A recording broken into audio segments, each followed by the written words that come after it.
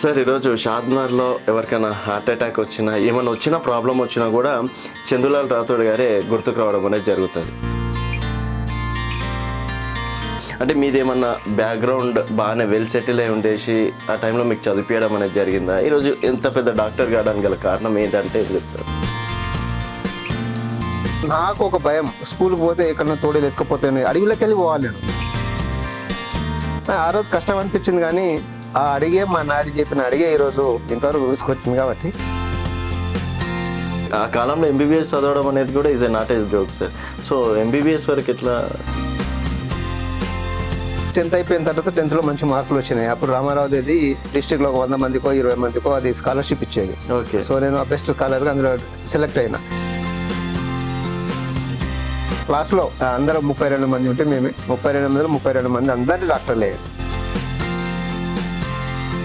MD చేశారు కాబట్టి హైదరాబాద్లోనో లేకపోతే ఇంకెక్కడ వెళ్ళినా కూడా ద బెస్ట్ శాలరీ ఉండేది, పైసలు సంపాదించుకునే చాయిస్ ఉండేది మీకు. అట్లాంటిది ఎందుకు షాద్నగర్లోనే హాస్పిటల్ పెట్టారు? నేను మా ఊరికి పోవాలి, మా ఊర్లో చదువుకోను, అక్కడి నుంచి వచ్చినా కాబట్టి డ్రాట్ ఏరియాలో ఉన్నా కాబట్టి వాళ్ళకి సర్వీస్ ఇవ్వాలనే ఆలోచన ఉండేది. ఎక్కడ పోయినా కానీ మా ఊరు అనేది ఒక కాన్సెప్ట్, అదే నన్ను ఇంటికి తీసుకొచ్చింది అనేది. ద బెస్ట్ మూమెంట్ ఏ సార్ మీరు హాస్పిటల్ పెట్టిన తర్వాత? ఏదో ఒకటి మనకు ఒక మంచి అచీవ్మెంట్ ఉంటుంది. ఫ్రెండ్ వాళ్ళ మదర్ ఉంటే 1,00,000 ఇచ్చింది ఆ రోజు. ఆ ₹1,00,000 1,50,000 నాకు ఆ రోజు ఇవ్వకుంటే నేను షాద్నగర్లో నేను ప్రాక్టీస్ చేసేవాడిని కాదు. సో కాబట్టి షాద్నగర్లో ప్రాక్టీస్ చేయడానికి మొత్తం నాకు కలిసి రావడం అనేది ఆ పుణ్యాత్మురాలు అని నేను అనుకుంటున్నాను. సార్ ఇప్పుడు నాకు తెలిసి అంటే అప్పట్లో మీ ఫ్రెండ్స్ ఒక్కొక్కరు 2-2 లక్షల జీతాలు తీసుకుని ఈరోజు మీకన్నా హైఫై లైఫ్లో ఉండొచ్చు కదా సార్? ప్రెసెంట్గా వాళ్ళ డబ్బులు ఉన్నాయి, కానీ వాళ్ళు అక్కడ సెటిల్ అయిపోయారు. కాకపోతే వాళ్ళ ఊరికి పోయి ఎప్పుడో ఒకసారి పండుగ ఇండుకో పోతున్నాను అంతే. కానీ నేను నా ఊర్లో ఉన్న నేనైతే సంతృప్తి ఏదైతే పొందుతున్నా, ఆనందం పొందుతున్నా, వాళ్ళు ఈరోజు పొందలేకపోతున్నారు. డబ్బులు ఉండొచ్చు, డబ్బులు ఎప్పుడు శాశ్వతం కాదు కదా. వెల్కమ్ టు తెలంగాణ వెలుగు, నేను మీ రాజు. చాలామంది వెనకాల బ్యాక్గ్రౌండ్ లేకుండా ఈరోజు ఉన్నత స్థానాల్లో ఉండడం అనేది జరుగుతుంది. ఒక ఐఏఎస్ కావచ్చు, ఐపీఎస్లు కావచ్చు, డాక్టర్లు కావచ్చు, ఇట్లా చెప్పుకుంటూ పోతే వాళ్ళు ఈరోజు అనుభవిస్తున్నటువంటి లైఫ్ కావచ్చు, తెర వెనుక వాళ్ళు పడ్డటువంటి కష్టాలు కావచ్చు, అందుట్లో గిరిజనుల నుంచి ఒక తండా నుంచి ఈరోజు షాద్నగర్లోనే ఒక ప్రముఖ వైద్య నిపుణులుగా, అలాగే చాలామందికి సేవలు అందిస్తున్నటువంటి సేవా కార్యక్రమాల్లో కూడా అదేవిధంగా ముందున్నటువంటి Vijaya cardiology hospital doctor Chandulal Rathod గారు ఉన్నారు. నమస్తే చందులాల్ గారు. నమస్తే. ఎలా ఉన్నారు సార్? నేను చాలా బాగున్నా. సంతోషం మిమ్మల్ని కలవడం. సార్ తెలంగాణ వెలుగు నుంచి మీరు రావడం, మీ కార్యక్రమాలు నేను చూస్తూనే ఉన్నా. సో ఇదెంతో సంతోషం అనిపించింది. సో మీరు ఈరోజు ఈ విధంగా మమ్మల్ని ఇంటర్వ్యూ చేయడానికి రావడం అనేది చాలా సంతోషం. థ్యాంక్ యూ అండి. Sir thank you sir, thank you so much. Sir ఈరోజు షాద్నగర్లో ఎవరికైనా హార్ట్ అటాక్ వచ్చినా ఏమైనా వచ్చినా ప్రాబ్లం వచ్చినా కూడా చందులాల్ రాథోడ్ గారే గుర్తుకు రావడం అనేది జరుగుతుంది. ఒక గిరిజన బిడ్డ ఉండి ఆ కాలంలో తల్లిదండ్రులు చదివించడం అనేది ఒక గొప్ప విషయం. సరే ఇప్పుడంటే అందరికీ అంటే ఎడ్యుకేషన్ మీద వాల్యూ తెలిసింది, అందరు చదివిపిస్తున్నారు. సో ఆ కాలంలో అంటే మీదేమన్నా బ్యాక్గ్రౌండ్ బాగానే వెల్ సెటిల్ అయి ఉండేసి ఆ టైంలో మీకు చదివించడం అనేది జరిగిందా? ఈరోజు ఎంత పెద్ద డాక్టర్ కావడానికి గల కారణం ఏంటంటే చెప్తారు. నేను అంటే 1970 అనుకుంటే 50 సంవత్సరాల ముందు, అంటే దగ్గర 45 సంవత్సరాలు అనుకోవచ్చు. నేను పుట్టి పెరిగింది జడ్చర్ల దగ్గర మంగళకుంట తండ. అంటే ఇప్పుడు ఉన్న టీబీ అప్పన్నపల్లి ఏదైతే టీబీ హాస్పిటల్ ఉందో దానికి వెనకాల ఒక 3 నుంచి 4 కిలోమీటర్ల లోపల అడవి లోపల మా పూరి గుడిసెలు ఉండే, 3 గుడిసెలు. అంటే మానవ సంచారానికి అది చాలా దూరం. అక్కడ ఓన్లీ 3 గుడిసెలే ఉండే. ఆ గుడిసె నుంచి నేను స్కూల్కి రావాలంటే అది అతి కష్టమే. అంటే ఆ గుడిసెల నుంచి స్కూల్కి రావాలంటే నేను ఇక్కడ మల్లెబోయినపల్లికి రావాలి, అంటే దగ్గర 7 కిలోమీటర్లు రావాలి. 7 కిలోమీటర్లు రావాలంటే ఆ రోజు ఒక నడక బాట ఉండే అంతే. బస్సులు లేవు, ఆటోలు లేవు, బస్సులు లేవు, ఏం లేవు. జస్ట్ ఒక నడక బాట. అంటే మనం చెట్లను ఇట్లా పట్టుకొని మనం నడుస్తుంటాం కదా, ఆ బాట. ఆ చుట్టుపక్కల ఇటు పాములు కానీ, తర్వాత మనకు తోడేలు కానీ అవన్నీ సంచరిస్తుండే అన్నట్టు. సో కాబట్టి అక్కడ నుంచి స్కూల్కి రావడం అంటే దీని వెనక ఏంటంటే మా డాడీ మా నాన్నగారు ఇప్పుడు స్వర్గస్థులు, మా అమ్మ నాన్న లేరు కాబట్టి, కాకపోతే తనకు ఒకటే ఉండే నేను ఈరోజు ఈ పని చేస్తున్నా.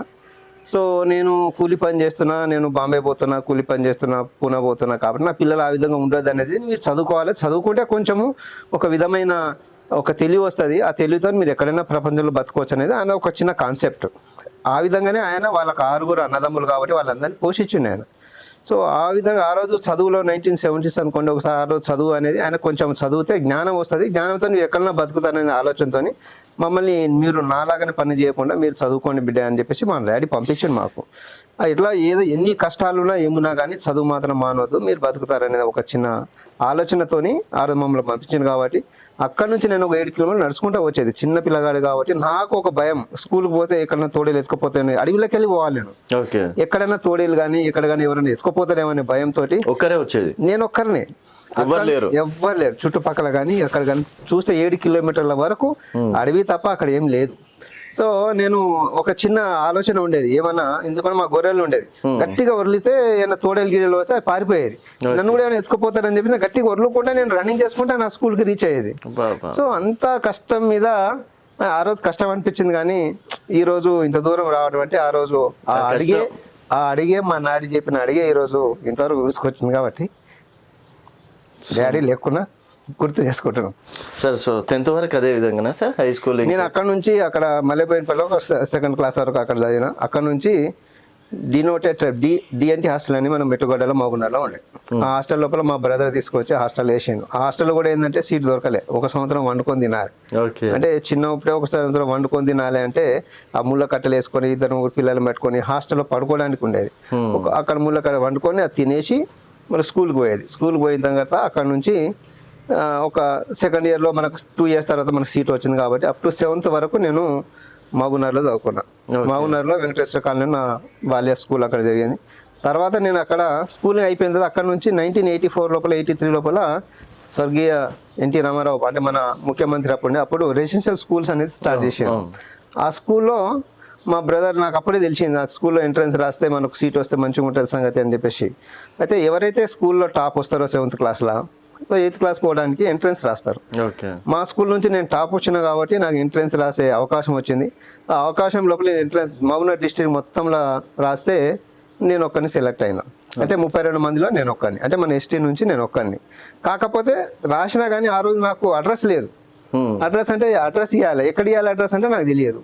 ఏదో స్కూల్లో చదువుతున్నా వాళ్ళు వేసిపోయాను. అంటే 3 times నాకు స్కూల్ నుంచి నేను సెలెక్ట్ అయినా కానీ నా స్కూల్ నుంచి నాకు ఇంటిమేషన్ పంపిస్తే అది ఎక్కడ పోయిన సంగతి తెలియదు. అంటే ఆ రోజుల్లో మా ఇంటికి పోస్ట్ మ్యాన్ కూడా వచ్చేవాళ్ళు లేదు. పోస్ట్ అసలు మేము తెలియదు, ఎవరికి తెలియదు. 4-5 ఇండ్లు అంతే. ఆ ఇల్లు కూడా తెలియదు, ఏమన్నా బడిసిపోయారు. అయితే మా బ్రదర్ ఏం చేసిండంటే, అరే మాకు తమ్ముడు రాసిండు కదా ఎంట్రన్స్ రాస్తే సీట్ ఎందుకు రాలేదని ఒకసారి బీచ్పల్లికి పోయి అక్కడ పోయి స్కూల్లో పోయి అడిగితే వాళ్ళు అప్పటికే 2 లిస్ట్ అయిపోయింది, 3rd లిస్ట్ పంపించిండ్రు వాళ్ళు.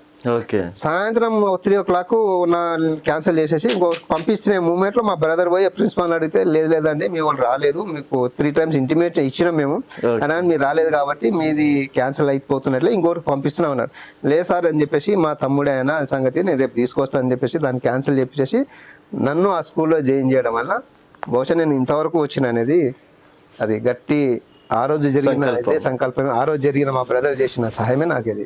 సో సార్ అంటే ఇప్పుడు సరే మనం ఇంటర్ వరకు ఏదో రకంగా నెట్ కోసం ఆ కాలంలో MBBS చదవడం అనేది కూడా is not a joke sir.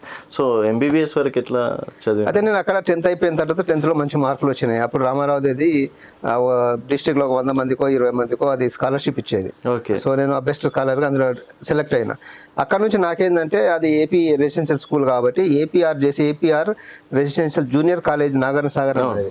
So అక్కడ మళ్ళీ ఎంట్రన్స్ రాయాలి, మళ్ళీ అది స్టేట్ మొత్తంలో ఎంట్రన్స్ రాసినాం కాబట్టి అక్కడ నేను సెలెక్ట్ అయినా.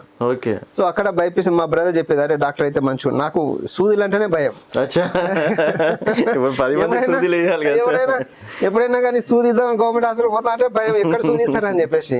మా బ్రదర్ లేదురా బిడ్డ నేను డాక్టర్ చేస్తే బాగుంటది, ఎందుకంటే మా బ్రదర్ అప్పటికి వెటర్నరీ కంపౌండర్ ఉండే. సో కాబట్టి డాక్టర్ ఉంటే బాగుంటది అనే ఆ ఉద్దేశంతో ఆయన చెప్పి నన్ను మళ్ళీ అక్కడ ఎంట్రన్స్ రాయాలని చెప్పి సాగర్ ఉంటుంది నారాయణ సాగర్, అది బెస్ట్ కాలేజీ సీట్ రావడం గగనం సార్ దాంట్లో. గగనం సీట్ రావడం గగనం ఉండే బెస్ట్ కాలేజీ నువ్వు రాయి అంటే ఎంట్రన్స్ రాసిన. అందులో ఎంట్రన్స్ రాత్రి అక్కడ సెలెక్ట్ అయినా. అక్కడ సెలెక్ట్ అయిన తర్వాత నుంచి ఇక అక్కడ సాగర్ పుత్రులే ఉంటారు. ఎందుకంటే అక్కడ మా క్లాస్లో అందరూ 32 మంది ఉంటే మేమే 32 మందిలో 32 మంది అందరినీ డాక్టర్లు అయ్యారు. Okay, nice. ప్లస్ ఇంగ్లీష్ మీడియంలో ఒక 60 మంది ఉన్నారు. ఆల్మోస్ట్ ఒక 80 మెంబర్స్ అందరు బ్యాచ్ మొత్తం డాక్టర్స్ అయ్యారు. ఈరోజు వివిధ హోదాల్లో వివిధ జిల్లాల్లో ఉన్నారు. వాళ్ళు ఒక మంచి పొజిషన్లో ఉన్నారు, మంచి సర్వీస్ చేస్తున్నారు. సో అందరూ హ్యాపీగా సంతోషంగా కొందరు స్టేట్స్లో కూడా ఉన్నారు. కాబట్టి వాళ్ళందరూ మంచిగా ఉన్నారని మాకు అక్కడ సీట్ రావడం. అక్కడ నుంచి మేము సాగర్లో కాబట్టి సాగర్ నుంచి అందరూ ఇక అక్కడ రాస్తే సాగర్ పుత్రులు కాబట్టి ప్రతి ఒక్కరికి అందరికీ ఎంబీబీఎస్లో సీట్ రావడం, వివిధ కాలేజీలో చేయడం అట్లా జరిగింది అన్నట్టు. Okay sir. అయితే మరి కార్డియాలజిస్ట్కి రావడానికి ఏం సార్ అంటే ఏమన్నా అనుకున్నారా దాని మీదనే? అయితే నేను ఎంబీబీఎస్ వరంగల్లో చదివేసిన. ఎంబీబీఎస్ చదివిన తర్వాత నెక్స్ట్ అయిపోయిన తర్వాత నేను ఎప్పుడైనా కానీ ఎండీ చేయాలి, పోస్ట్ గ్రాడ్యుయేషన్ జాబ్లో జాయిన్ చేయదు, పోస్ట్ గ్రాడ్యుయేషన్ చేయాలి అని ఒక ఆలోచన ఉండే అప్పటి నుంచే. సో కాబట్టి పోస్ట్ గ్రాడ్యుయేషన్ చేద్దామంటే పోస్ట్ గ్రాడ్యుయేషన్ చేయడానికి సీట్లు తక్కువ ఆ రోజు. నాకు ఉస్మానియా కానీ గాంధీ కానీ వరంగల్ 3 కాలేజీలే ఉండే తెలంగాణ వాళ్ళకు. ఈ 3 కాలేజీలో ఒకటే సీట్ ఉండే. ఓకే, జనరల్ మెడిసిన్ ఒకటే సీట్ రాయాలంటే అది కష్టంతో కూడుకునేదే. ఒక్క సీట్ రావాలంటే అప్పటికి నేను ఫస్ట్ సారి రాసిన రాలేదు, సెకండ్ సారి రాసిన రాలేదు, థర్డ్ టైం రాసిన. అప్పుడు థర్డ్ టైంలో జనరల్ మెడిసిన్ ఒక సీట్ కాబట్టి జనరల్ మెడిసిన్ సీట్ వచ్చింది. అది కూడా వరంగల్లో చేసి నేను నా ఎంబీబీఎస్ వరంగలే, ఎండీ వరంగలే. సో వరంగల్తో నాకు అనుబంధం 1990లో నాకు వరంగల్ ఎంబీబీఎస్ సీట్ వచ్చింది.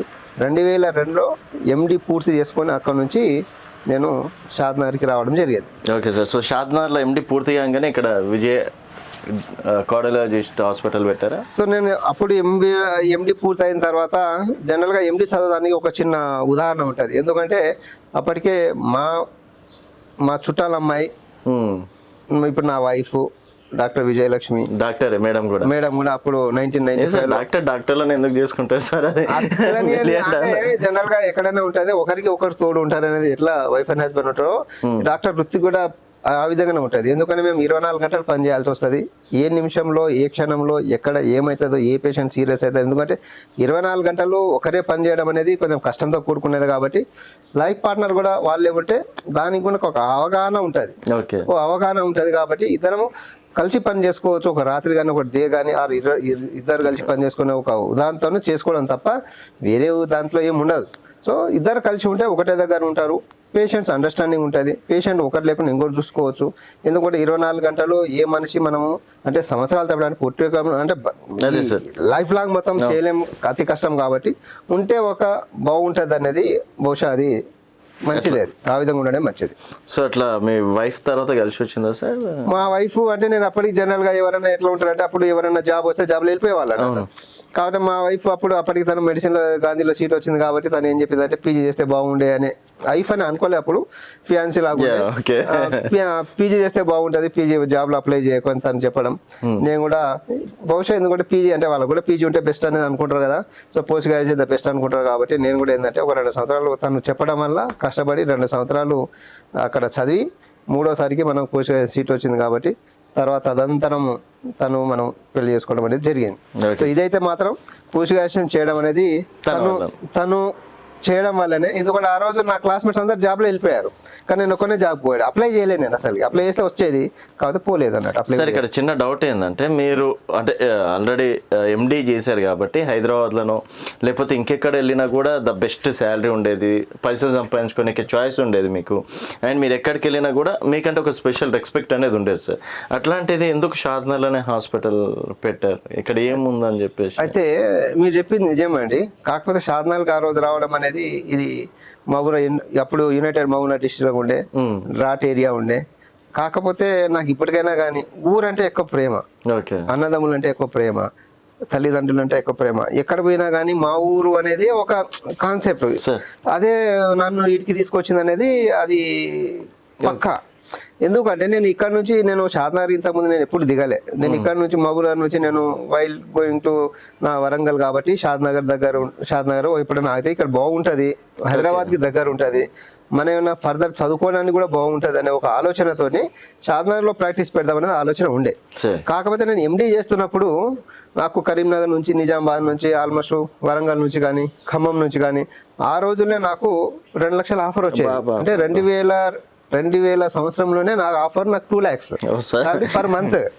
సో నేను అక్కడికి పోతే డబ్బులు వస్తుందేమో అనుకున్నా, కానీ నేను మా ఊరికి పోవాలి, మా ఊర్లో చదువుకోను, అక్కడ నుంచి వచ్చినా కాబట్టి, డ్రాట్ ఏరియాలో ఉన్నా కాబట్టి, అయినా కానీ మా ఊరికి అక్కడ నేను వాళ్ళకి సర్వీస్ ఇవ్వాలనే ఆలోచన ఉండేది. కానీ మా క్లాస్మేట్స్ కూడా ఏం చెప్పేది, అరే అక్కడ నీళ్లు కూడా దొరకవరా తాగనీకే, ఎండాకాలంలో వస్తే ఎండిపోతున్నాయి మొత్తము, ఏమి దొరకవు, అక్కడ పోయి ఏం చేస్తావు నువ్వు, వచ్చేయమని చాలా చెప్పేది. కానీ వాళ్ళ మాటలు వినలేదు నేను. కాకపోతే ఉన్న ప్రేమతోటి, డిస్ట్రిక్ట్ ఉన్న ప్రేమతోటి, అభిమానంతో నేను షాద్నగర్కి వచ్చి ఇక్కడ స్టార్ట్ చేయడం, చిన్న క్లినిక్ స్టార్ట్ చేయడం అనేది జరిగింది. Okay sir. సో మొత్తానికి ఆ చిన్న క్లినిక్ ఈరోజు చాలా మందికి హెల్ప్ అవుతుంది కదా సార్. అంటే ద బెస్ట్ మూమెంట్ ఏ సార్, మీరు హాస్పిటల్ పెట్టిన తర్వాత ఏదో ఒకటి మనకు ఒక మంచి అచీవ్మెంట్ ఉంటుంది, పేషెంట్ రూపంలో కావచ్చు, ఏదో రూపంలో. ద బెస్ట్ అచీవ్మెంట్ అంటే ఏం చెప్తారు సార్? అంటే బెస్ట్ అచీవ్మెంట్ అనేది షాద్నగర్కి వచ్చిన తర్వాత ప్రాక్టీస్ స్టార్ట్ చేయడం. అంతవరకు మా జనరల్గా మా కమ్యూనిటీ లోపల ప్రాక్టీస్ చేయడం అనేది చాలా తక్కువ ఉండే. మాకు ఏ విధంగా ప్రాక్టీస్ చేయాలని కూడా తెలియదు, అసలు ఎట్లా చేయాలని తెలియదు. ఆ రోజు నా దగ్గర ఒక 10,000 రూపాయలు కూడా లేకుండే. ఓకే. నేను క్లినిక్ స్టార్ట్ చేయాలంటే అట్లీస్ట్ మేము 1,50,000 మినిమం దొరికేది ఉండే. మినిమం ఒక ఈసీజీ మిషన్, ఒక గ్లూకోమీటర్, ఒక బీపీ ఆపరేటర్, చిన్న సెటరు అట్లా చేసుకున్న రెంటు అంటే చేసేది కదా. ఆ రోజు వీటికి వచ్చి ప్రాక్టీస్ చేద్దామంటే నాకు అట్లీస్ట్ ఒక 1,50,000 ఉండే. 1,50,000 మినిమం కావాలి. నేను ఆ రోజు నేను బ్యాంక్ పోయినా, నాకేమైనా బ్యాంకులో సార్ మీరు ఏమైనా లోన్ ఇస్తారంటే వాళ్ళ బ్యాంక్ ఏమైనా చేసిన ఐటీ ఉన్నదని అడిగారు. ఐటీ అంటే నాకు కూడా తెలియదు. ఐటీ ఏంటి సార్ అన్నా నేను. ఇన్కమ్ ట్యాక్స్ రిటర్న్స్ ఉన్నాయా అన్నాడు. ఇన్కమ్ ట్యాక్స్ రిటర్న్సా, ఇదేం సార్, ఇదేముంటుంది అన్న. బ్యాంక్ మేనేజర్ ఆ రోజు భద్రనాయక్ ఉన్నాడు. సార్ అడిగినా నేను, సార్ అను గోరేర్సు మన అంటే ఏమైనా ప్లాట్స్ ఉన్నాయట. ప్లాట్ ఎక్కడిది షాద్నగర్లో, సర్లే మీకు కానీ గ్యారంటీ ఇస్తారా అంటే, ఆ రోజు నాకు షాద్నగర్లో తెలిసిన వాళ్ళు ఎవరు లేరు. సరే నేను ఇదేంటి ఏం సార్, నేను నా సర్టిఫికేట్ ఉంది, నా సర్టిఫికేట్ చూసి ఇస్తారంటే, సర్టిఫికేట్ చూసి ఎవరైనా ఇస్తారా అన్నారు. అరే నా ఎండీ చేసిన సార్, నేను జనరల్ మెడిసిన్ చేసిన, నేను పోస్ట్ గ్రాడ్యుయేషన్ ఉన్నా, నన్ను చూసి ఇస్తారంటే, అటువంటి లేదు డాక్టర్ సాబ్ మీకు ఇయ్యము, మా రూల్స్ ఒప్పుకోవు, అట్లీస్ట్ ఏదైనా కానీ ఐటీ రిటర్న్స్ అంటే దాని బేస్ ఇస్తాము, లేకుంటే ఒక ప్లాట్ పెడితే దానికి గ్యారంటీ. నాకు తిన్నికనే లేకుండా నేను ప్లాట్ ఎక్కడ ఇవ్వాలి, నేను ఐటీ ఎక్కడికి వెళ్ళాను కట్టాలి. సరే అని చెప్పేసి అది కుదరకుంటే నేను వరంగల్లో చదువుకున్నప్పుడు మా ఫ్రెండ్ ఉండే, ఒక ఫ్రెండ్ వాళ్ళ మదర్ ఉండే, ఆమె నాకు ఒక 5 రూపాయల ఇంట్రెస్ట్ తోటి 1,50,000 ఇచ్చింది ఆ రోజు. ఆ 5.5 ఆ ₹1,00,000 1,50,000 నాకు ఆ రోజు ఇవ్వకుంటే నేను షాద్నగర్లో నేను ప్రాక్టీస్ చేసేవాడిని కాదు. సో కాబట్టి షాద్నగర్లో ప్రాక్టీస్ చేయడానికి మొత్తం నాకు కలిసి రావడం అనేది ఆ పుణ్యాత్మరాలోనే నేను అనుకుంటున్నాను. Okay sir. సో అక్కడ నుంచి మళ్ళీ ఎక్కడ వెనక్కి తిరిగి చూడలేదు? అక్కడ నుంచి నేను ఇక వెనక్కి తిరిగి చూడడం అనేది జరగలేదు. ఎందుకంటే రాత్రి కష్టపడి పనిచేయడం, తర్వాత ఇక్కడ వచ్చిన తర్వాత మెల్లమెల్లగా గవర్నమెంట్ హాస్పిటల్లో ఫస్ట్ కాంట్రాక్ట్ బేస్లో ఒక 1.5 year పనిచేసిన నేను షాద్నగర్లో. తర్వాత మళ్ళీ ఒక జడ్చర్లో కూడా ఒక 3 months పనిచేసిన రెగ్యులర్ జాబ్. తర్వాత నాగర్కర్నూలు కూడా పనిచేసిన. సో రకరకాలుగా 3 సార్లు పనిచేసిన, కానీ 3 సార్లు నేను గవర్నమెంట్ జాబ్ని ఇడిచిపెట్టేసిన నేను. ఓకే. వచ్చినా కూడా ఎందుకు ఇడిచిపెట్టినా అంటే, నాకు ఇక్కడ బిజీ అయిపోతున్నా, అక్కడేమో నేను కొంచెం టైం ఇవ్వలేకపోతున్నా. సో కాబట్టి 2 పడవల మీద నడవలేదు మంచిది కాదనే ఉద్దేశంతో నేను గవర్నమెంట్ జాబ్ని 3 సార్లు రిజెక్ట్ చేసేసిన, పోకపోవడం అనేది జరిగింది. సార్ ఇప్పుడు నాకు తెలిసి అంటే అప్పట్లో మీ ఫ్రెండ్స్ ఒక్కొక్క 2 లక్షల జీతాలు తీసుకుని ఈరోజు మీకన్నా హైఫై లైఫ్లో ఉండొచ్చు కదా సార్? అంటే వాళ్ళని చూసినప్పుడు అనిపించదు, అరే మనం కూడా ఇంత హైఫై లైఫ్లో ఉంటుండే కదా? మీరు అన్నది నిజమే. కాకపోతే ఏంటంటే ఇప్పుడు వేరే డిస్ట్రిక్ట్ నుంచి వేరే డిస్ట్రిక్ట్ లో పోయి చూసిన వాళ్ళకి కూడా ఇప్పుడు ప్రెసెంట్ వాళ్ళ డబ్బులు ఉన్నాయి, కానీ వాళ్ళు అక్కడ సెటిల్ అయిపోయారు. కాకపోతే వాళ్ళ ఊరికి పోయి ఎప్పుడో ఒకసారి పండుగ ఇనుకోబోతున్నాను. కానీ నేను నా ఊర్లో ఉన్న నేనైతే సంతృప్తి ఏదైతే పొందుతున్నా, ఆనందం పొందుతున్నా, వాళ్ళు ఈరోజు పొందలేకపోతున్నారు. డబ్బులు ఉండొచ్చు, డబ్బులు ఎప్పుడు శాశ్వతం కాదు కదా, డబ్బులు ఎప్పుడు ఆనందాన్ని ఇయ్యవు కదా. నేను మా ఊర్లో అందరితో కలిసి ఉంటున్నా, మా అమ్మ వస్తారు, డాడీ వచ్చేది, మా చుట్టాలు వస్తారు, మా బంధువులు వస్తారు, ఏమైనా ఫంక్షన్ వస్తే పిలుస్తారు. సో ఇంత కలిసి చేసుకోవడం దీనంత ఆనందం ఇంకేం ఇక్కడ కావాలి. ఉన్న దాంట్లో తృప్తి ఒకటి. నేను ఇక్కడ ఉన్నా కాబట్టి ఈ ఆనందాన్ని వాళ్ళు పొందలేకపోతుండ్రు. ఆ రోజు డబ్బులు రావచ్చు, కానీ ఈ రోజు వాళ్ళకి ఈ ఆనందం లేదు కదా. సో నేను వాళ్ళకంటే ఎక్కువ సంతోషంగా ఉన్నా. సో సరే, ఇప్పుడు ఉన్న కాలంలో డాక్టర్లు అంటే డబ్బులు సంపాదించుకోవచ్చు, డబ్బులు సంపాదించడానికే చాలా మంది డాక్టర్లు అవుతున్నారు. అది అంటే దాని మీద మీ ఒపీనియన్ ఏంటి సార్? ఒక సీనియర్, మీరు అన్నది నిజమే, దాన్ని కాదనిలేము. కాకపోతే అందరు అట్లా కాదు, కొందరు సర్వీస్ చేసే వాళ్ళు ఇప్పుడు కూడా ఉన్నారు. కాకపోతే మేము ఉన్నప్పుడు మెడికల్ కాలేజ్ తక్కువ ఉండే, ఒక 3 మెడికల్ కాలేజీలు ఉండే మన తెలంగాణ, ఎంటైర్ తెలంగాణ స్టేట్ చూసుకుంటే. అప్పుడు బడుగు బలహీన వర్గాలు, బీద వర్గాలు, సంపన్న వర్గాల నుంచి వాళ్ళకు అంటే ఈ ఊరు నుంచి వచ్చిన అంత ఊరు నుంచి వచ్చే వాళ్ళ నేపథ్యం ఎక్కువ ఉండే, గ్రామాల నుంచి వచ్చే నేపథ్యం ఎక్కువ ఉండే, చిన్న చిన్న వాళ్ళు వచ్చే నేపథ్యం ఎక్కువ ఉండే. కానీ ఇప్పుడు ఏమవుతుందంటే డబ్బులు ఉన్న వాళ్ళ పిల్లలే వస్తుండ్రు. Medical college, private medical college పెరిగినాయి కాబట్టి అక్కడక్కడ కూడా డబ్బులు వాళ్ళకు కొంచెం ర్యాంక్స్ తక్కువ వచ్చినా కానీ అక్కడ జాయిన్ చేస్తుండ్రు. వాళ్ళకి ఏంటంటే డబ్బులు ఇచ్చి జాయిన్ చేయడం, కాలేజీలు ఎక్కువ పెరిగిపోయినాయి కాబట్టి వాళ్ళకి నేపథ్యం అంటే గ్రామం నుంచి వచ్చే నేపథ్యాన్ని కూడా చాలా తక్కువైపోయిండ్రు. ఎక్కడైతే పిల్లలు చదువుతున్నావు ఇప్పుడు కొన్ని కొత్త కొత్త స్కూల్స్ వచ్చినాయి కాబట్టి పిల్లలను బేసిక్ 1వ తరగతి నుంచి ఏ విధంగా చదివించాలనే వాళ్ళకు ఒక డబ్బులు పెట్టి వాళ్ళకి చదివిస్తుంది కాబట్టి ఇప్పుడు వచ్చే పిల్లలంటే ఆ టైపే వస్తున్నారు. కాబట్టి వాళ్ళకు గ్రామంలో పోయి సర్వీస్ చేద్దాము, వాళ్ళకి తగ్గిద్దాము అనేది వాళ్ళ కాన్సెప్ట్ లేదు అది. సో ఇప్పుడు అంతా ఆ విధంగా మేము డబ్బులు పెట్టినాము, మేము సంపాదించుకోవాలి, అదొకటే కాన్సెప్ట్ ఉంది. మేము వచ్చి సంవత్సరం లోపల సంపాదించుకోవాలి, 2 సంవత్సరాల లోపల అయిపోవాలి అని చెప్పేసి రకరకాలుగా ఆ విధంగా వస్తుంది కాబట్టి మేము పెట్టినాం కాబట్టి తీసుకోవాలనే కాన్సెప్ట్ ఇప్పుడు వచ్చింది. కానీ ఒకప్పటికి ఆ విధంగా లేదు. డబ్బులు వచ్చినా డబ్బులు రాకున్నా మా సర్వీస్ మేము సాధనాల్లో కూడా చూసుకున్నట్టయితే అప్పుడు ఒక 1000 మీద లెక్క పెట్టచ్చు సార్. ఒక 5-6 హాస్పిటల్స్ ఉండడమే మహా ఎక్కువ. ఇప్పుడు గల్లీకో హాస్పిటల్ అవ్వడం అనేది జరిగింది. బట్ అంత క్వాలిటీ వైద్యం కూడా ఇక్కడ దొరకట్లేదు. అంటే దానికి గల కారణం ఇక్కడ డాక్టర్స్ ఎఫెక్ట్సా లేకపోతే? మీరు చెప్పేది నిజమే, సగభాగం నిజము, సగభాగం కాదనుకోవచ్చు. ఎందుకంటే ఒకప్పుడు ఇక్కడ షాద్నగర్ లోపల 40 సంవత్సరాల ముందు ప్రాక్టీస్ చేసిన సీనియర్ మోస్ట్ నాగిరెడ్డి సార్ కానీ, మల్లప్ప సార్ కానీ, అదేవిధంగా మనకు విజయ్ కుమార్ సార్ కానీ, శారద మేడం కానీ, అంటే వీళ్ళు కొందరు MBBS ప్రాక్టీస్ చేశారు, కొందరు పోస్ట్ గ్రాడ్యుయేషన్ ప్రాక్టీస్ చేశారు. ఆ రోజుల్లో వచ్చిన వాళ్ళు చాలా మంది ఉన్నారు. అంటే మమకారం, ఊరి మీద ఉన్న మమకారంతో చేసింది కాబట్టి వాళ్ళకి ఇప్పటికి ఆ విధంగా వాళ్ళు అదే ప్రాక్టీస్. కానీ రాను ఇప్పుడు ఏంటంటే అంతా ఎక్కడ చూసినా కానీ రియల్ ఎస్టేట్ పెరగడం కానీ, ఎక్కడ చూసినా కానీ మనం ఏ ఫీల్డ్లో చూసినా కానీ మేము తొందరగా ఎదగాలనే ఆలోచనతో ఉన్నది. ఇప్పుడు కొత్త పిల్లకి వచ్చే వాళ్ళు కూడా ఏదంటే మేము తొందరగా ఎదగాలనే ఆలోచన ఉన్నది. సరే ఇప్పుడు ఏది ఏమనుకున్నా కానీ పాత ఏ రోజుల్లో ఏదైతే ట్రీట్మెంట్ జరుగుతుందో వాళ్ళు క్లినికల్గా చేసేది. క్లినికల్గా అంటే పేషెంట్ వస్తే వాళ్ళకి మాట్లాడడం కానీ, జరగడం కానీ, వాళ్ళ ఊర్లు కానీ చూసుకోవడం కానీ, ఆయనకు సిమ్టమ్స్ ప్రకారం చేసి మేము ఆ రోజు ఇన్వెస్టిగేషన్స్ ఎక్కువ లేకుండే. ఒక సాధనలో 2 ECG మిషన్ ఉండే అంతే. ఈ రోజు ఏమున్నది, సిటీ స్కాన్ కూడా వచ్చేసినాయి కదా. అవును సార్. అంటే ఇప్పుడు కూడా స్కానింగ్ లేకుండా ఎందుకు ఏం చెప్పలేకపోతున్నారు? ఒకప్పుడు అంటే నేను చూసిన సార్, జస్ట్ నాడి చూసేసి తనకి ఏం రోగం ఉంది, ఏం మంది ఇవ్వాలి అనేది, ఏ సూది ఇస్తే తక్కువ అవుతుంది అని చెప్పేసినటువంటి అదే డాక్టర్లు ఈరోజు 10 స్కానింగ్లు చూస్తే కానీ చెప్పలేకపోతున్నారు. మీరు చెప్పేది అయితే నిజమే. ఆ రోజు మాకంతా టీచింగ్ అంతా క్లినికల్ టీచింగ్ ఉండే. మేము కాలేజీకి పోయేది పొద్దున్న 9 గంటలకు, అంటే హాస్పిటల్ పొద్దున్న 9 గంటల నుంచి 2 గంటల వరకు హాస్పిటల్లో ఉండేది. సో ఆ టైంలో మాకు క్లినికల్ కేసెస్ ఉండేదంటారు. సో ప్రతి కేసు మేమంతా గవర్నమెంట్ మెడికల్ కాలేజ్ చదువుకున్నాం కాబట్టి గవర్నమెంట్ మెడికల్ కాలేజ్ కోకోలల్ కేసులు అండి. ఆ రోజు కోకోలల్ కేసులు అంటే మేము ఏ కేసును చూసినా కానీ ప్రతి కేసు మాకు పనికొచ్చేది. సో టీచర్స్ కూడా ఏంటంటే వాళ్ళు కూడా మాకు టీచింగ్ మంచిగా చెప్పేది. ప్రతిరోజు కంపల్సరీ కేసు తీసుకోవాలి, ప్రజెంట్ చేయాలి, కేసు తీసుకోవాలి, ప్రజెంట్ చేయాలి, అట్లా డిస్కషన్ జరిగేది. కానీ ఈ రోజు అయితే కోకొల్లలుగా అంటే డిస్టిక్ 1-2 మెడికల్ కాలేజీలు అంటే ఇప్పుడు మనం చూసుకోండి, ఇప్పుడు చుట్టుపక్కల అంటే మన ఉన్న 33 డిస్టిక్ల దగ్గర 65 కాలేజీలు ఉన్నాయండి. 65 కాలేజీ లోపల ప్రైవేట్ కాలేజీలు అన్నీ ఎక్కువ ఉన్నాయి, గవర్నమెంట్ కాలేజ్ కూడా ఇప్పుడు అయినాయి. కానీ అక్కడ సరిపోయినంత స్టాఫ్ లేదు టీచ్ చేయడానికి. రెండోది ఏంటంటే మళ్ళీ అక్కడ పేషెంట్స్ కూడా లేరు. చూద్దామంటే కొన్ని మెడికల్ కాలేజీలు కొన్ని చూస్తే ఎక్కడ పోతున్నట్టే అద్దెకు పేషెంట్ని తీసుకొస్తుంది. అద్దెకు పేషెంట్ తీసుకొచ్చి ఎప్పుడైతే ఇన్స్పెక్షన్ అయితే నేషనల్ మెడికల్ కౌన్సిల్ కానీ లేకుంటే తెలంగాణ మెడికల్ కౌన్సిల్ కానీ ఎప్పుడైతే యూనివర్సిటీ వాళ్ళు ఎప్పుడైతే ఇన్స్పెక్ట్ చేస్తారో పేషెంట్ని బాడీగా తీసుకొస్తారు. బాడీగా తీసుకొచ్చి 500-1000 రూపాయలు ఇస్తే వాడు వస్తాడు, లేకుంటే వాడు కూడా రాడు, పండ పెట్టేసి పంపిస్తుండ్రు. ఆ విధంగా వాళ్ళకు ట్రైనింగ్ ఎక్కడికి వెళ్ళి వస్తుంది అక్కడ పేషెంట్ లేనప్పుడు. సో ఈ విధంగా ఇప్పుడున్న డాక్టర్స్ అంతా ఇప్పుడున్న ప్రైవేట్ మెడికల్ కాలేజీలు కానీ కొత్తగా అయినా గవర్నమెంట్ మెడికల్ కాలేజ్ కానీ అక్కడ టీచింగ్ స్టాఫ్ లేకపోవడం వల్ల క్లినికల్ నాలెడ్జ్ అయితే పిల్లలకు లేదు. రెండవది ఏంటంటే అక్కడ ఉన్నా కానీ స్టాఫ్ చెప్పే వాళ్ళు కూడా అసలు లేరు, అంటే టీచింగ్ స్టాఫ్స్ కూడా లేరు. సో రెండూ జరుగుతున్నాయి కాబట్టి అంటే మంది ఎక్కువైతే మజ్జిగ పల్స అయినట్టు ఆ విధంగా మనకు తెలిసే కాబట్టి అది ఆ విధంగా జరుగుతుంది. కాబట్టి ఇప్పుడు ఉన్న పిల్లలకి ఎవరికి ప్లస్ దాంతోపాటు పిల్లలకు నేర్చుకుందామని అనే ఒక ఓపిక కానీ కాన్సెప్ట్ కానీ వాళ్ళకి కూడా లేదు. నేర్చుకుందాం మేము అంటే ఇప్పుడు మరీ ఎంతగా అయిపోయిందంటే సార్, చిన్న ర్యాగింగ్ చేసి సూసైడ్లు చేసుకుంటున్నటువంటి పరిస్థితిలో పిల్లలు ఏర్పడుతున్నారు. రీసెంట్గా ఒక సురేష్ నాయక్ అని చెప్పేసి గిరిజన బిడ్డనే సీనియర్లు ర్యాగింగ్ చేశారని చనిపోవడం అనేది జరిగింది.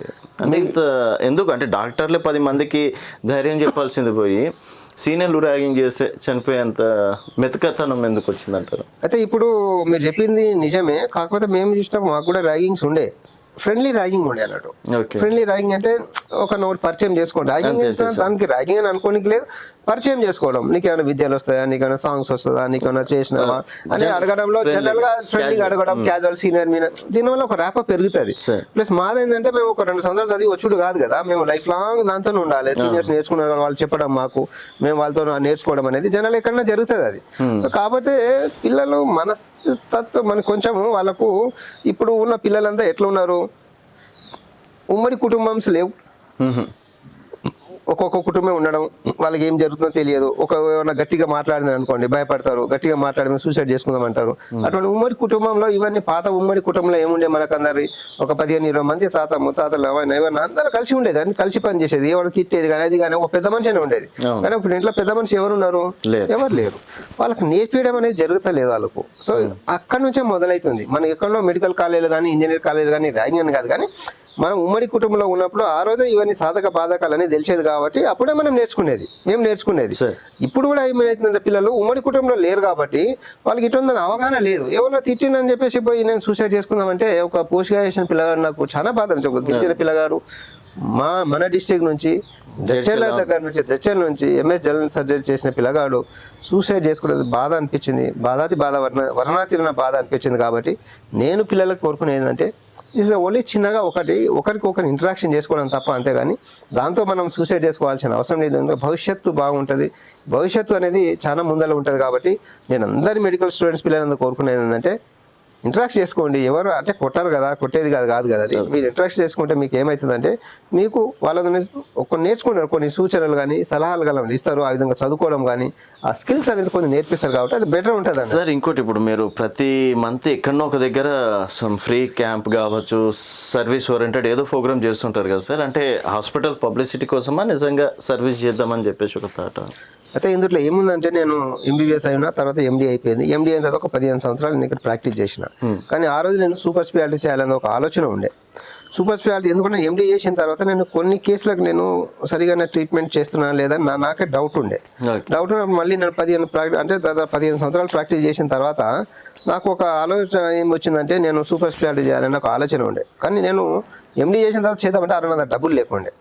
సరే అట్లా అని చెప్పేసి 15 సార్లు ప్రాక్టీస్ చేసిన తర్వాత ఒక 80 మంది డైలీ వచ్చేది నాకు. సో అయినా కానీ నాకు కొన్ని ఫర్దర్ ఎడ్యుకేషన్ ఉంది కదా, ఫర్దర్ చదువుకోవచ్చు అని చెప్పేసి నేను డిఎం కార్డియాలజీ చేసిన.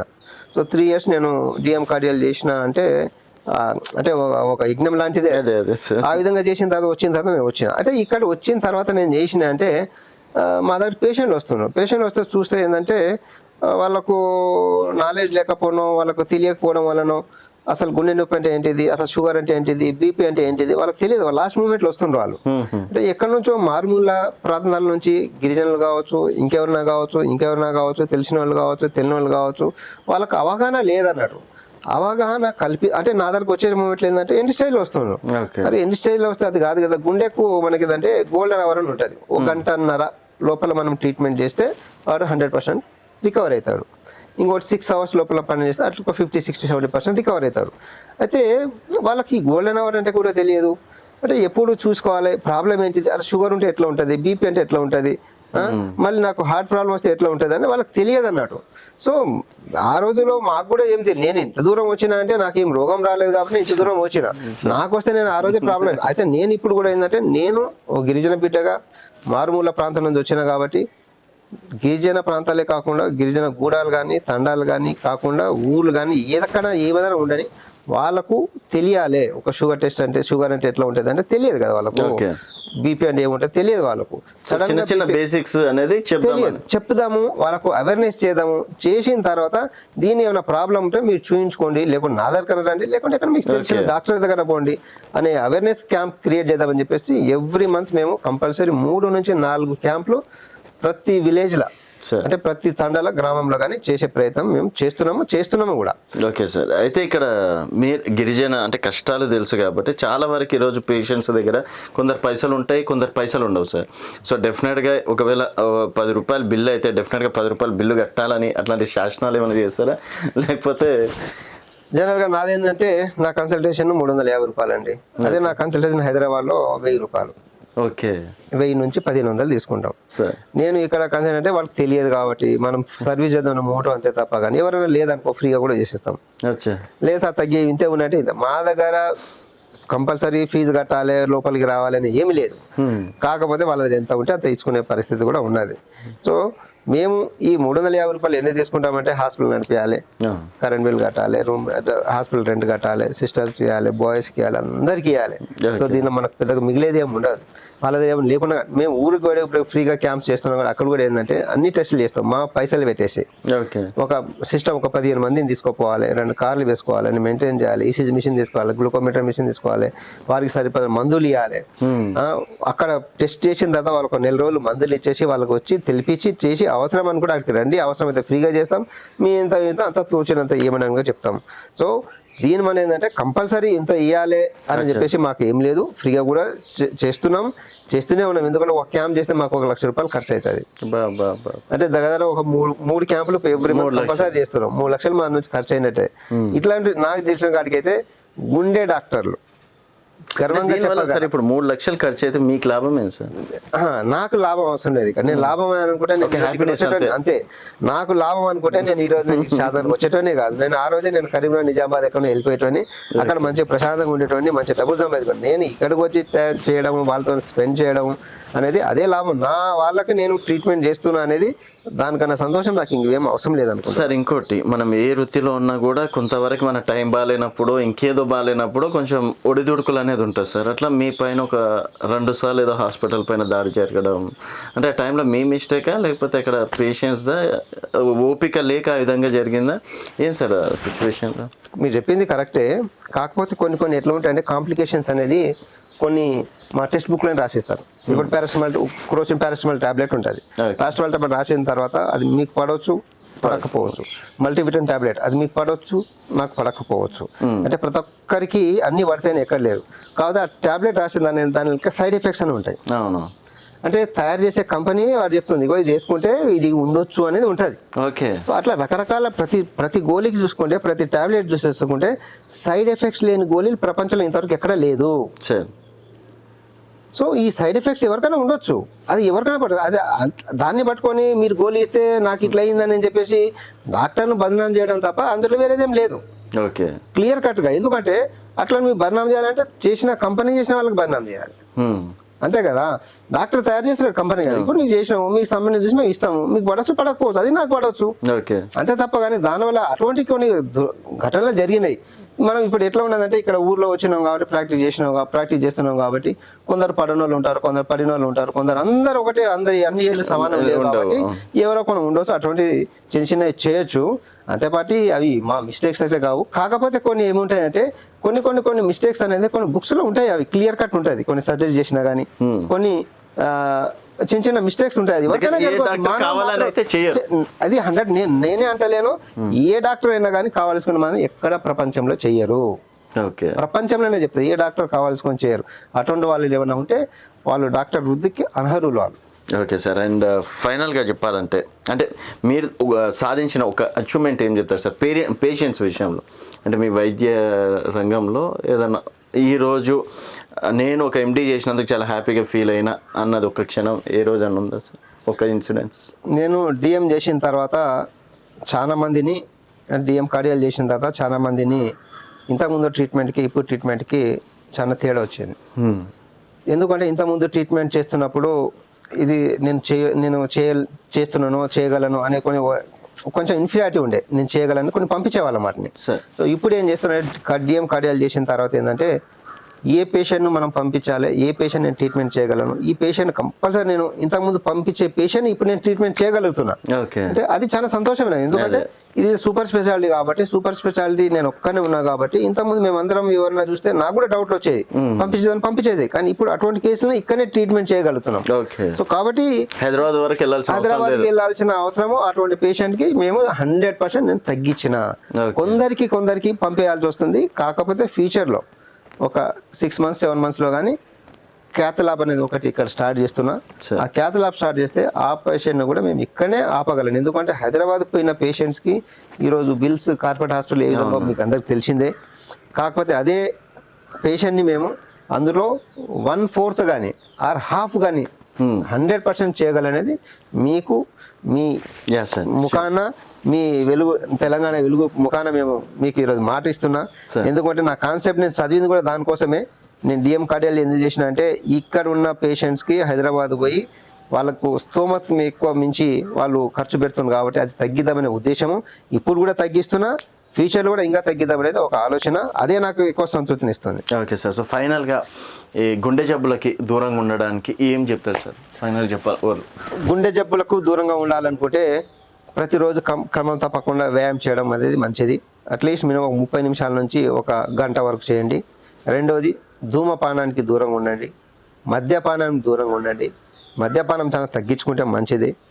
వెయిట్ తగ్గించుకోండి. ఎంత హైట్ ఉన్నామో అంత హైట్ను బట్టి వెయిట్ ఉంటుంది కాబట్టి తగ్గించుకోండి. శరీరంలో ఉన్న కొలెస్ట్రాల్ లెవెల్స్ తగ్గించండి. శారీరక శ్రమ ఎక్కువ చేయండి, అంటే లైఫ్ స్టైల్ మాడిఫికేషన్ అంటారు వీటిని. అదేవిధంగా ఎటువంటి ఏమైనా టెన్షన్స్ కానీ యాంగ్జైటీ కానీ అట్లా ఉంటే అవి తగ్గించుకోండి. నిద్ర 6 నుంచి 8 గంటలు నిద్రపోండి. మంచి ఆహారం తీసుకోండి. ఆకుకూరలు కూరగాయలటువంటి ఆహారం తీసుకోండి. మాంసకృతులు మాంసం అయితే ఉంటుందో వాటిని కొంచెం దూరంగా ఉండండి. చికెన్ కానీ తింటే లేకుంటే ఫిష్ కానీ బెటర్ ఉంటుంది కాబట్టి వాటిని అలవాటు చేసుకోండి. అలవాటు లేని వాళ్ళకి అవసరం లేదు. ఎవరైనా తినాలనుకుంటే చికెన్ కానీ ఫిష్ కానీ తీసుకోండి, ఎందుకంటే అందులో మనకు గుడ్ కొలెస్ట్రాల్ ఉంటుంది. సో ఎంత ఎక్కువ కూరగాయలు ఫైబర్ ఫుడ్ తీసుకుంటే పీచు పదార్థాలు కూరగాయలు తీసుకుంటే మంచిగా ఉంటుంది కాబట్టి వాటికి వేస్తే మనకు ఈ గుండెకు సంబంధించిన ప్రాబ్లమ్స్ తక్కువ ఆస్కారం ఉంటుంది ఒకటి. రెండవది 30 సంవత్సరాలు దాటిన ప్రతి మనిషి కంపల్సరీ తనకు బొడ్డు పై నుంచి కింది దవడ వరకు, లెఫ్ట్ కావచ్చు, రైట్ కావచ్చు, వెనుక కావచ్చు, ముందలు కావచ్చు, ఎక్కడైనా కానీ నొప్పి కానీ, మంట కానీ, బరువు కానీ, చెమట వచ్చేటటువంటి వస్తే కానీ, లేకుంటే ఆయాసం వస్తే కానీ కంపల్సరీ మీకు దగ్గరున్న క్వాలిఫైడ్ డాక్టర్, ఎంబీబీఎస్ కావచ్చు, ఎండి కావచ్చు, కార్డియాలజీ కావచ్చు, క్వాలిఫైడ్ డాక్టర్ దగ్గర పోయి ఒక చిన్న పరీక్ష చేసుకోండి. ఈసీ తీసుకోండి. ఈసీజీలో మన ఒక గుండె ఏ విధంగా కొట్టుకుంటుంది, గుండె లోపల కరెంట్ సప్లై ఏ విధంగా ఉన్నది సంగతి తెలుస్తుంది. తద్వారా వాళ్ళకు ఏమైనా డౌట్ వస్తే మీకు దగ్గర ఉన్న సూపర్ స్పెషల్ డాక్టర్ని కన్సల్ట్ కండి. ఆ విధంగా కన్సల్ట్ అయిపోయి మీ ఆరోగ్యాన్ని మీరు కాపాడుకోగలమని నేను విన్నవించుకుంటాను. Okay sir, thank you sir, thank you so much. And మీలాగా చాలామంది ఇన్స్పిరేషన్గా తీసుకొని ఒక ద బెస్ట్ డాక్టర్స్ రావాలని చెప్పేసి మనస్ఫూర్తిగా కోరుకుంటున్నాం. అండ్ గిరిజనుల నుంచి కూడా చాలామంది రావాల్సి ఉంది. సో వాళ్ళు కూడా ఒక బెస్ట్ ట్రీట్మెంట్ ఇవ్వాలి, అలాగే మీ నుంచి కూడా చాలామందికి సర్వీస్ చేయాలని చెప్పేసి కూడా మనస్ఫూర్తిగా కోరుకుంటున్నాం sir. Thank you sir, thank you so much. So ఇది డాక్టర్ చందులాల్ రాథోడ్ గారితో స్పెషల్ చిట్ చాట్. మరొక గెస్ట్ మళ్ళీ కలుద్దాం. చూస్తూనే ఉండండి తెలంగాణ వెలుగు.